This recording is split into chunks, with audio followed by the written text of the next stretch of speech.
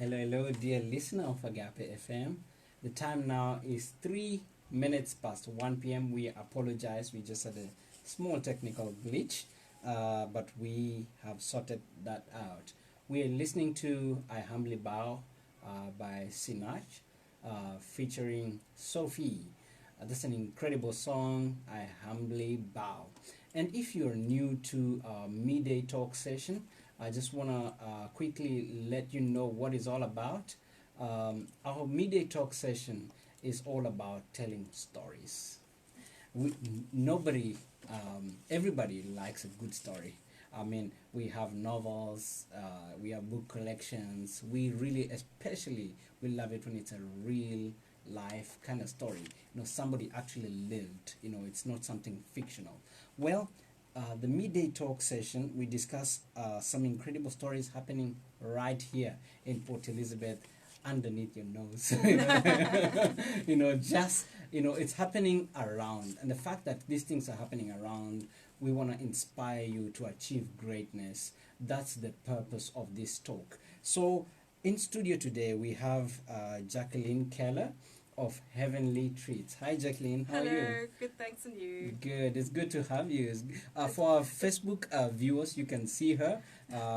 That's Jacqueline of Heavenly, Jacqueline Keller of Heavenly Treats. I'll read her bio quickly, or the information about the business. Heavenly Treats started in December of 2011 with some humble but totally delicious and beautiful Christmas cakes. Turning Jacqueline's passion for baking into a small business was an easy transition. We'll talk more about that. Before long, she found herself baking long hours to keep up with all the orders flowing in. Good. With every new order came new challenges as she found herself creating beautiful cakes, cupcakes, and homemade sweets for very happy clients. She prides herself in using only the best ingredients she can find. Using these ingredients ensures that every cake or cupcake is truly heavenly. Where possible, she sources the ingredients and equipment from local businesses as she finds it important to support businesses from within the community. That's very commendable. And of course, her secret ingredient is huge amounts of love. All her specialty cakes are made with extra special care to ensure that she creates something special for her clients. From the color to the design, everything is discussed at a consultation to ensure that she can create a masterpiece for her client. And of course, homemade sweets are all made with a ton of love and the best ingredients to ensure only the yummiest treats. Jacqueline loves creating beautiful cakes and making delicious, decadent treats and hopes to create some for you soon. Well, I can tell you, she has surprised us today already, so let me not, spoil it. Cool. Hi, Jackie, once Hello. again. It's good to have you in studio. Thank you. Cool. So we'll start from the very beginning. Everything under the sun has a beginning. Yes. We all got born and we found ourselves on this planet called Earth, and we had to discover who we are and where we function in society. Cool. So, where did this baking thing start? The baking passion. Where did you start? How did you start baking? I started at a very young age. My mom and my gran are both great bakers, and they just, it's just in our inner genes, and we like to create for our families, So basically, I started at a young age. I think I remember making fudge for the first time, and I was just about 12 or 13 years old. I still got a book from the library, and I did this recipe. And I've just always baked. So kids' birthday cakes and all those. I used to do everything because that's what I did. Wow. And then, 2011 came around, and at that stage I was retrenched, and I lost my job. And I needed to get an income, so I started with some Christmas cakes. Well, Christmas cakes turned into some birthday cakes, and birthday cakes eventually became wedding cakes. Ooh. So yes, that's how I started, basically, Wow. from a young age. Incredible. Well, some of us, well, if it's our birthday, man, we just go to spa and buy a cake or something like that. You actually baked I them. bake them. That's incredible, man. I mean, using your hands to make something, that's like, being a creator. You know, Yes, it really yes. is. You're creating something out of the various Yes. ingredients. I mean, God created everything out of nothing, but we use something, to create masterpiece, as you call them. Yes. We'll talk Yes. about those masterpieces. Cool. So you talked about, well, you needed some income, and Yes. then you started baking Baking. Christmas gifts, and that turned into business. How was that for you? How was that transition, changing a passion to business? Because I've heard this conversation or this Yeah. narrative many times, whereby people say, "What if it's a passion, let it just stay a passion. Don't turn it to business, because the business sucks the passion out of what you want to do." Mm. I can agree in some ways, Mm. but I learned very quickly Mm. that I still had to love what I do. Mhm. And if it wasn't something I wanted to do, Mm. I would say no. Mm. Because basically, I don't want to do something that is not going to make me happy and not going to show off my best talents. So basically, for me, it was quite a interesting change in my life, because I had to go from doing it as a love gift to asking money for something I've made, Yes. and even that is a challenge. Yeah. Going, oh, how much do I now ask someone? And you can actually undervalue yourself as a small business. Mhm. And I've had to learn that very, very fast. Is we cannot undervalue ourselves. We are so unique and special in everything we do. Every single baker, every single jewelry maker, like we were talking earlier, Yeah. everybody who crafts anything with their hands is so unique, and you can never put a price on that.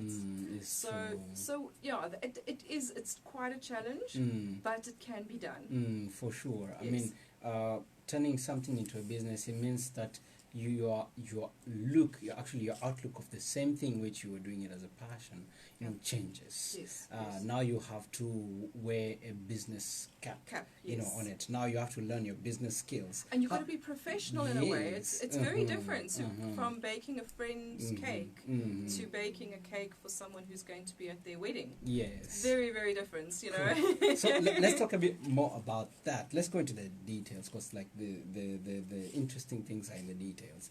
For Yes. example, now if it's a business, turning it into a business, there is branding, there is Yes. Presentation. Well, if it's your cousin's cake, I mean, it's your cousin, but if it's a client, It's a client. Look, I can dare say Mm. branding is extremely important to your business. You need to be able to say, that's my brand. You have to. It doesn't matter if you do it yourself or if you hire someone.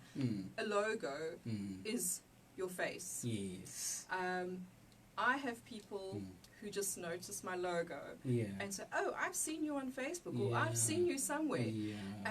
I've now taken to even wearing my t-shirts with my logo on and a yeah. face mask with my logo on. Oh, fantastic. And so surprising. You'll be standing in the queue in the shop and they'll go like, oh, can I have your business card?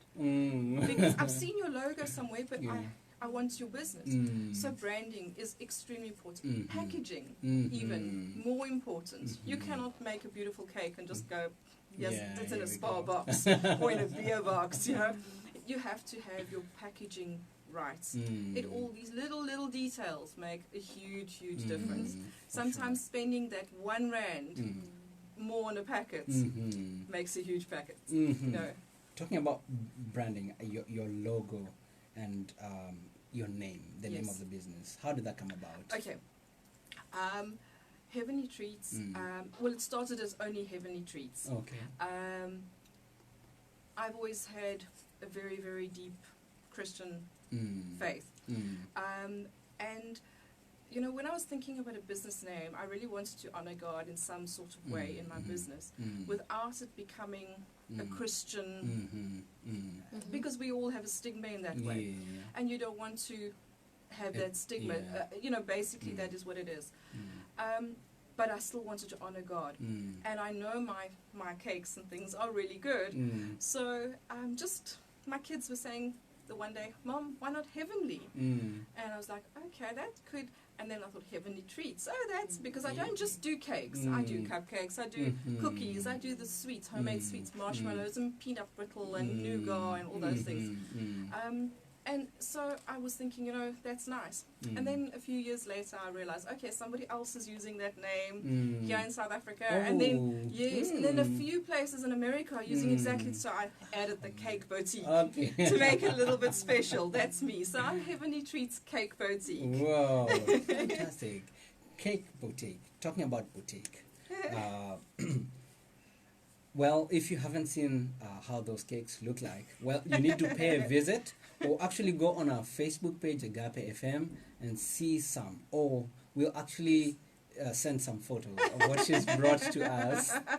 Thank you so much. Pleasure. Enjoy it. Such a treat. Cool. Talk about the boutique. Anything boutique, we expect, you know, there is something out of the norm, or like something different. It must be special. Yes, exceptional and stuff like that. So, like, talking about these cakes, I've seen them and stuff like that. I'm like, how do you even put this thing together? You know, so how do you design these artistic or specialty cakes? All right. Well, a client will come to me and they'll say, for instance, let's talk about a child's birthday cake. They have this theme, this is their colors, they want this size, it's got to feed this amount. And then they're going to sometimes send me some pictures. And then I'll go, okay, let's play. We can use some of that on that one and a little bit of that on this one. And I sometimes will draw something up, but other times I'll just explain it in words. Because a lot of people, my drawing skills are not great, believe it or not. But so if I have to draw something, people will go like, oh, that's okay. But ultimately, that's not what I have in my mind and what I create. So that is how we start. We literally will take, and I like to ask people specifically, you know, especially for a wedding, send me swatches of your colors, even if it's a piece of ribbon, so I can match the fondant or match the flowers in that color scheme.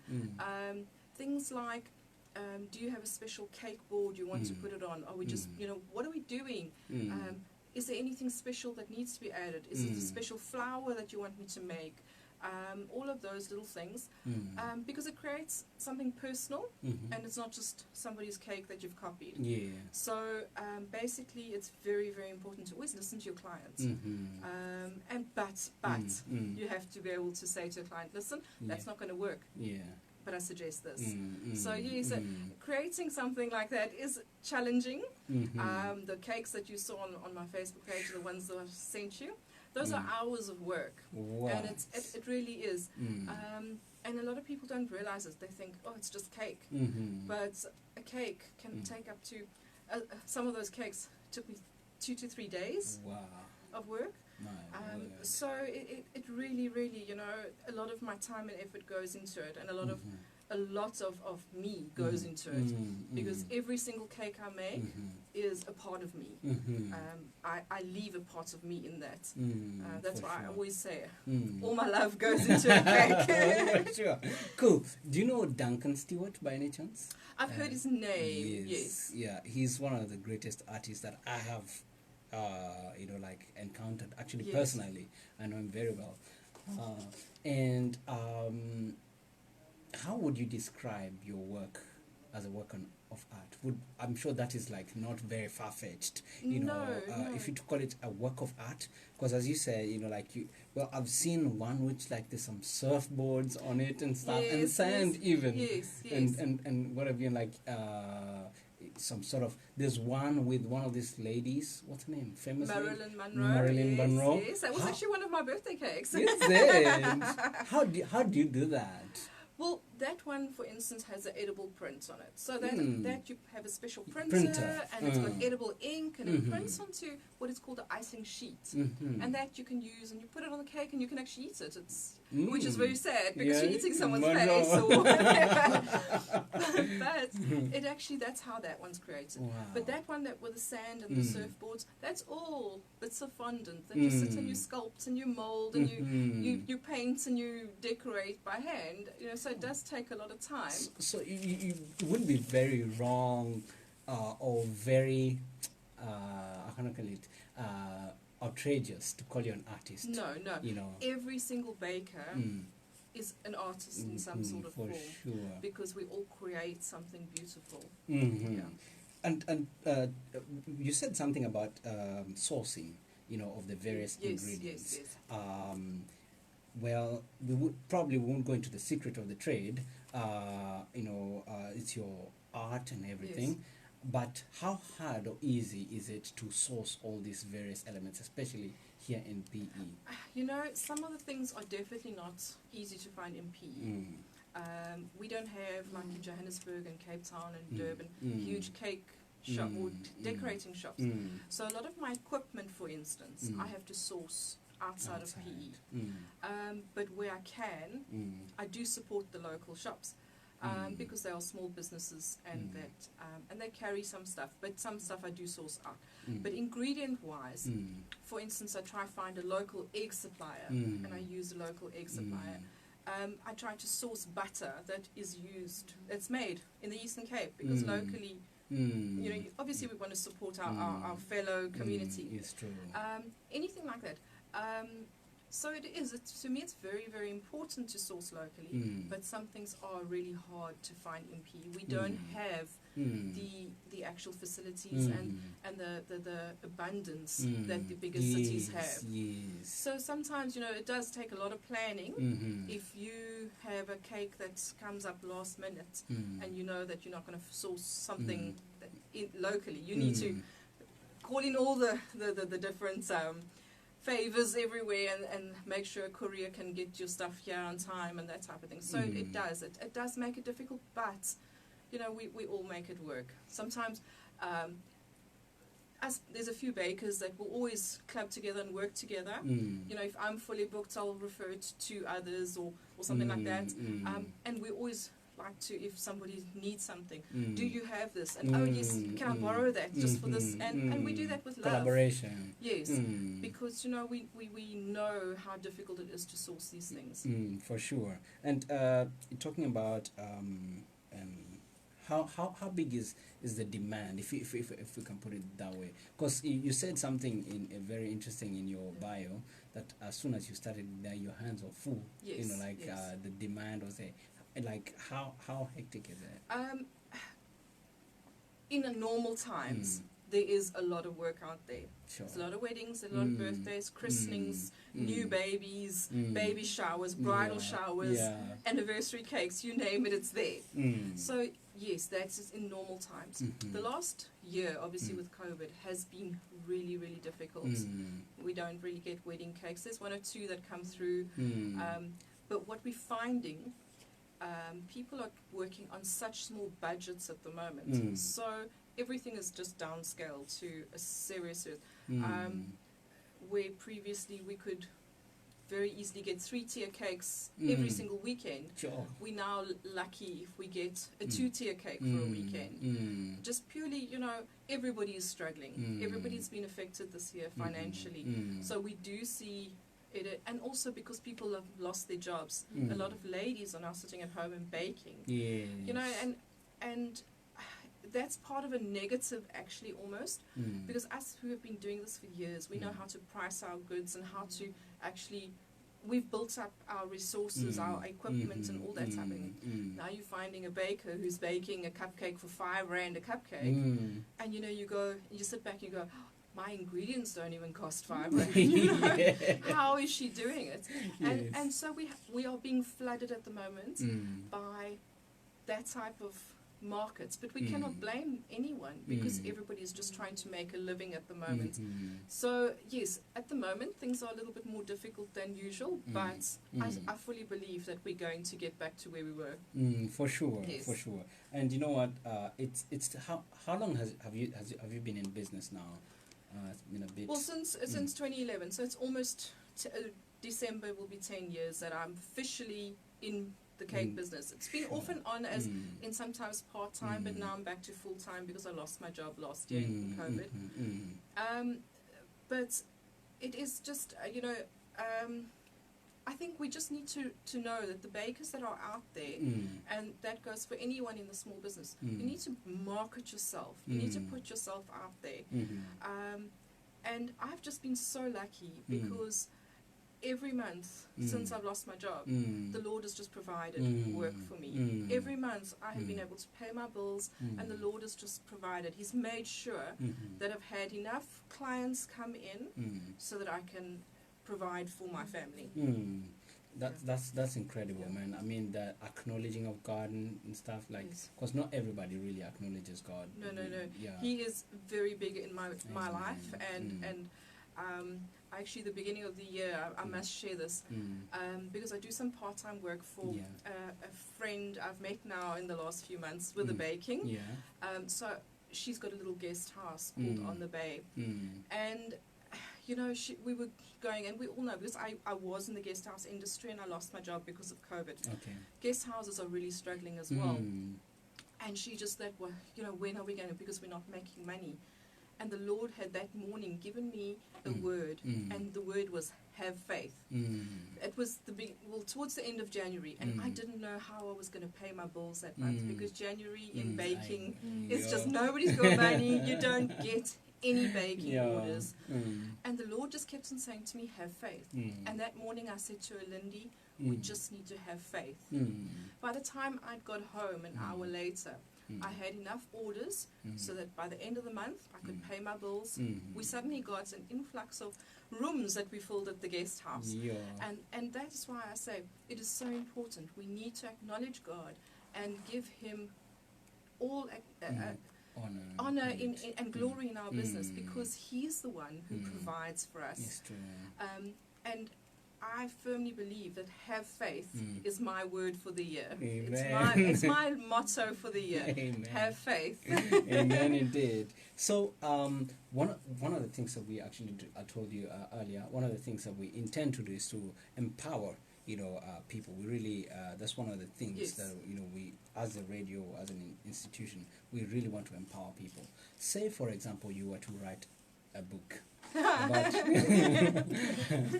let's say we call it Baking for Dummies. Please outline just a simplified baking process for someone out there who's got no clue and about baking at all. All right, baking, it's actually, believe it or not, it's actually quite a scientific process. There's always chemical imbalances, and it's chemical. Basically, it's how two products work together to form one. So that's the basic. So what we need to do is, the first thing is a recipe. A very good recipe that is tried and tested is a good start. Then equipment, something like your baking cups and your measuring spoons, very important. Make sure they are standard metrics, so that when you are putting in a cup of flour, it's a cup of flour. Exactly. Because basically that is what is going to make your cake. Then a cake doesn't have to be expensive. You can do a cake very, very simply and easily, but it is about just following the rules in your recipe. Later on, if you're a little bit more confident, you can play around, but follow your recipe. That's my motto. And if anybody comes to me and says, do you have a good recipe for a chocolate cake? Yes, I have one that I can give you. I know it works. It's a flop proof. I can let you have it. The same with the vanilla. I can do that for you. I firmly believe that we need to teach people. Baking, believe it or not, is a dying art.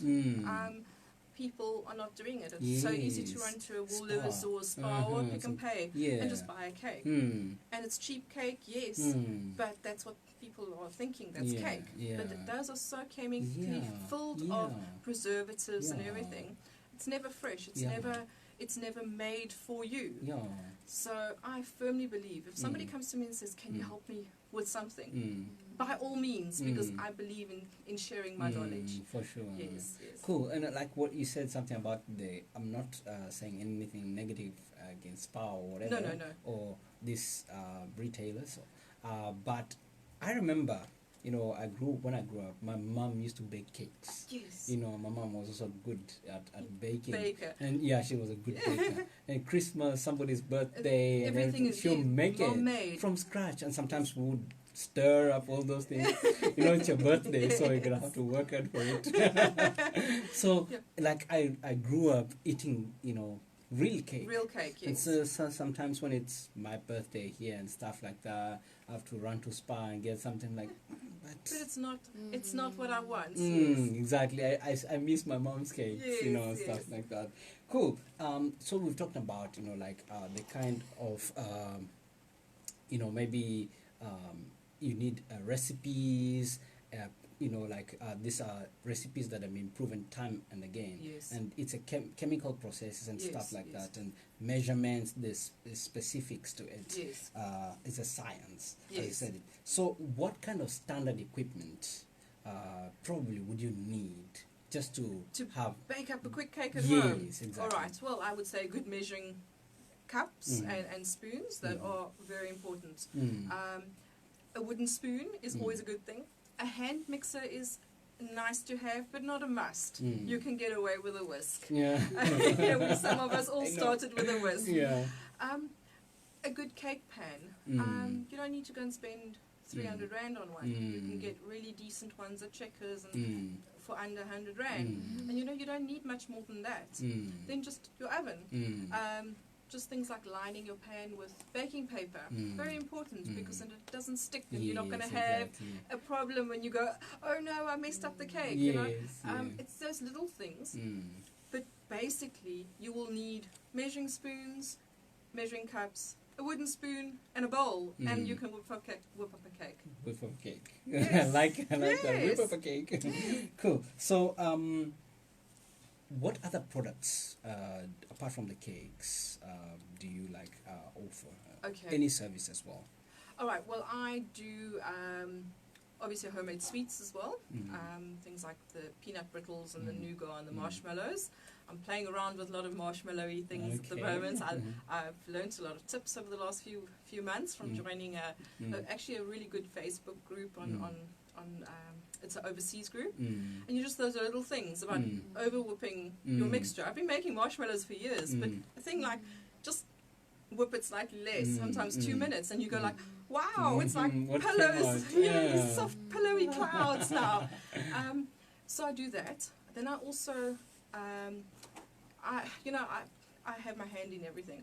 I sell Avon as well, and Herbalife and those type of things. But they're not my main. It's not my passion. My passion is my cakes. And do you do some things like Cook Sisters or anything? Not Cook Sisters so much. Fudges. Fudge, yes, I do that. I've been playing around with sourdough, so I actually make really yummy sourdough brownies and waffles, sourdough waffles. They almost taste the same, but there's just something in them. And obviously it's using natural yeasts, not yeast or baking powder or baking soda. It's natural fermentation, so your product is healthier actually for your tummy. So I do those type of things. Yes. Cool. You mentioned something about sometimes your clients want a specific cake and want the looks and the measurements and to feed a couple of people. Let's say 100 people in an occasion. Do you want to like maybe just elaborate the consultation process that you usually Alright. take? Okay, Mm. during COVID it's been very difficult because Mm. you have to work on a phone or email or something Mm. like that. But normally you would call them in so that you can have a one-on-one. Because it's always, I find it's very important to get the feel of someone. Mhm, If you're mm. talking on a phone or over WhatsApp, you don't get that feel. Okay. So that's very important, firstly, Mm. because then you can know, is this person a down-to-earth person? Is this person Mm. slightly more Mm. refined and wanting slightly Yes, more complicated. just different, you know? Mm. Then I would always start with the basics, like how many people are we feeding? Mm. Is it going to be a dessert cake or is it just going to be for cutting? Mm. Because if you want to tell me you want a 4-tier cake and it's only going to be a cut cake, I'm going to go like, why would you want that? You're going to look at a 4,000 rand cake for a photo to cut a cake. You know, that type of thing. I would try and reason with someone. I would then rather say, let's go slightly smaller, but we can still do it elaborate and whatever. Just save on a little bit of cost. That type of thing. Always colour is important, especially for weddings. Colour is very, very important because people will say pink, but pink has a wide spectrum. Yeah. So you've got to be very, very on point with those type of things. Also, I like to ask a bride, or even a mommy who's organising a birthday cake, bring me pictures of what you want. Show me the invitation so that I get the feel for the type of event and the type of theme you're going for. Because they can say rustic, but it might be totally different to my idea of rustic. Yeah, for sure. So, you know, it's very important that you build that trust with someone. That's why I say one-on-one consultations always work the best for me, because I get that, I can ask questions and I can say to the person, you know, we can do this, but I think this is going to work better. And I can actually explain it there to the person, where if you're on a WhatsApp, they don't seem to see the big picture. Something similar like somebody will want a bright pink flower on a wedding cake. And they'll say, you know what, bright pink is beautiful if we use it in slightly less than what you want. But you've got to remember, when a photographer takes that photo, the flash is going to pick up that. Let's tone it down a little bit, you know, that type of thing. You've got to be a little bit more... you've got to tell them how it is from the other side, because they just have this idea in their head. They've seen a picture and they don't realize they don't realize these little things. Something like a naked cake, for instance. Everyone's wanting naked cakes, but you know, and it's wonderful, it's beautiful for weddings, but it stands outside in an air-conditioned building for 4, 5, 6 hours before they decide to cut it, and then they want to serve it and they go, but the cake is dry. You know, there's nothing protecting the cake because it's got just that very, very fine layer of icing. So you know, you got to tell these type of little things to the people that you're consulting with. So that's basically what happens in a consultation. Okay, fantastic. Like, I mean, talking about like bouncing off ideas and basically getting each other. Yes. You know, really. Like, because for example, as you said, you know, your idea of pink or rustic is not their idea. So like you have to like get to know, like get to know what you exactly want. Yes. And stuff like that. Cool. So you said that. What are the future, you know, plans? You know, I believe you didn't just start small to stay small. No. I know you've got plans. You know, so what are those plans? We would like to hear them. Ultimately, I love doing the big, elaborate cakes. So I would like to get back to doing those big wedding cakes, but to focus more on individual and unique. During COVID, I did a lot of cookies and quiches and chicken pies and apple pies and milk tarts. And, you know, that's all good and well, but there's no creative process in those things. And the Lord gave me this talent, and I cannot utilize it in a milk tart. No matter how good my milk tart is, nobody's going to see what I can do in a milk tart. It's true. So yes, I should have actually brought you some of my Easter cookies so I can show you what I mean by my creative processes. I would really like to get back to making those unique wedding cakes and those unique birthday cakes that push my limits and make me want to be better at my craft. Yes. Sure, fantastic. Yes. Cool. And you know what, guys, so if you really want to spoil your loved one, we really highly recommend Heavenly Treats. Thank you. Really, she does some incredible job. She will really bake some really incredible cakes. We have seen some here in the studio. We will give you feedback on how it was. Cool. Oh my word, hold my thumbs. Thank you so much. And just before we wrap things up, I want to focus on you. Yes. You have a story to tell. Well, all these, the products are a testimony. Usually, yes. They speak about somebody. There is always a mind behind. There is a person. There's a heart. As you said, you pour your love into it. If you want to just briefly describe, yourself. Okay. We had a conversation, just off air, and we spoke about some of the events that happen in your life, and some of these things that actually shape us. We go through life, and life molds us. Yes. Sometimes it's not the easiest of situations that that make us the person that we are. Sometimes it's the toughest. We rise up above the challenge. Yes. If you can just speak about that. All right.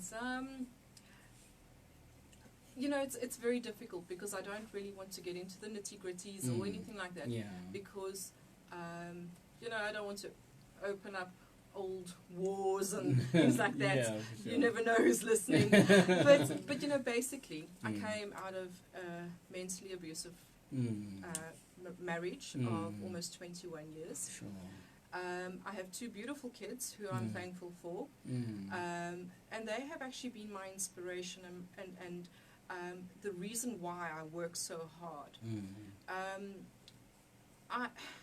I want to tell people that the reason I started baking was because creating something made me feel good about myself. It was something that I could do, that I knew that I was good at, and I wouldn't be or criticized about. And I think that is very important. We all need to know that, no matter what our life is like, and that there's always a way out. We need to just take that step and that leap of faith. I mean, I'm not saying it's easy. Since I got divorced, it's really not been easy. I am now almost 3 years clean of cancer. Wow. I've had to really struggle with jobs because because of my type of marriage, I wasn't really someone who worked. So when I got divorced, I was in my 40s, and suddenly I had to find work and that type of thing. So, life is really hard out there if you've only got a matric. So it's really not easy, and you've got to support yourself and support your kids.